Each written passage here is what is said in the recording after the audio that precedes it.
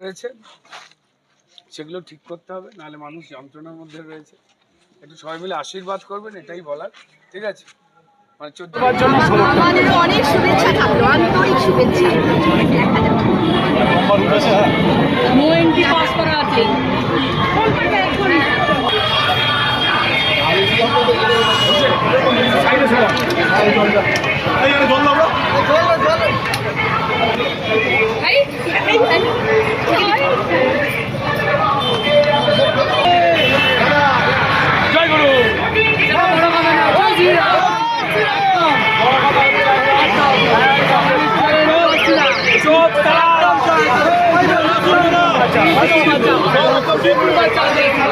সোমবার শিব মন্দিরে পুজো দিয়ে শিবপুর কেন্দ্রের বিজেপি প্রার্থী অভিনেতা রুদ্রনীল ঘোষ ভোট প্রচারে নামলেন।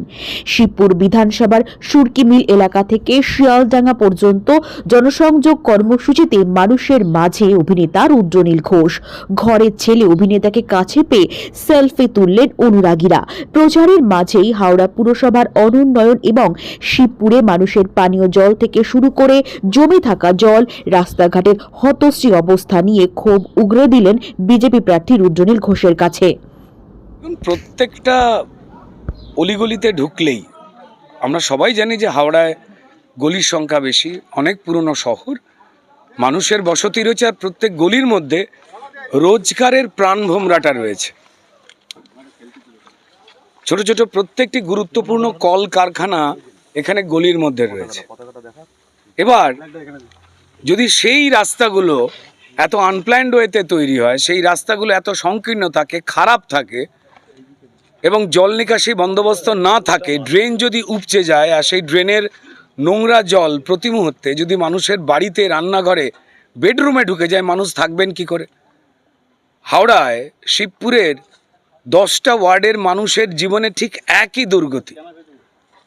2018-র পর থেকে কর্পোরেশনকে বিকল করে দিয়ে কাউন্সিলররা যারা তৃণমূলের এবং যারা এমএলএ বা মন্ত্রী, তারা ক্রমাগত এদিকে চোখ বন্ধ করে গেছেন। ময়লা পড়ে থাকে, পরিষ্কার হয় না, ভ্যাটগুলো উপচে পড়ছে, রোগ জীবাণু বাড়ছে। সবাই জানে হাওড়ায় কি মানুষ থাকেন না? তৃণমূলের কাছে সবাই কি ভোটার যাদের আমরা লুট করব? আর মানুষ প্রত্যেকেই বলেছেন যে প্রতিবাদ করতে গেলে চোখ রাঙানি, প্রতিবাদ করতে গেলে কাজ কেড়ে নেব, কারখানা বন্ধ করে দেব। মানুষ যন্ত্রণায় ভুগছেন, জল, পানীয় জলের সমস্যা, রাস্তাঘাট, ড্রেন, ময়লা পরিষ্কার হয় না, মশা, মাছি, রোগ জীবাণু, ডেঙ্গি। পরিষেবার জন্য আসা যে বরাদ্দ অর্থ, সেগুলো ক্রমাগত চুরি হয়েছে। তৃণমূলের কাউন্সিলররা এই সময় জমি দালালে পরিণত হয়েছেন। কি করে জমি বোঝাবেন, খালি জায়গা দখল করবেন, কি করে পুরনো বাড়ি থাকলে ভেঙে, ভয় দেখিয়ে যদি কেউ বাড়ি না দিতে চায় সেটাকে লুট করে টাকা ইনকাম করবেন। এটার জন্যে কি হাওড়ার মানুষ, এই 500 বছরের পুরনো শহর, সেটার জন্যে কি শিবপুরের মানুষ প্রত্যেকেই অন্ধকার থেকে মুক্ত হতে চাইছেন? তারা ন্যূনতম নাগরিকের সম্মান চাইছেন। আমি জানি না যারা লুট করে হাওড়াকে ক্ষতবিক্ষত করে এই জায়গায় নিয়ে এসেছে, তারা কোন মুখে ভোট চাইতে বেরোয় বা দেওয়ালে তারা দেওয়াল লিখন করে বা পোস্টার মেরে বলে আমাদের ভোট দিন। কেন ভোট দেবেন মানুষ তৃণমূলকে?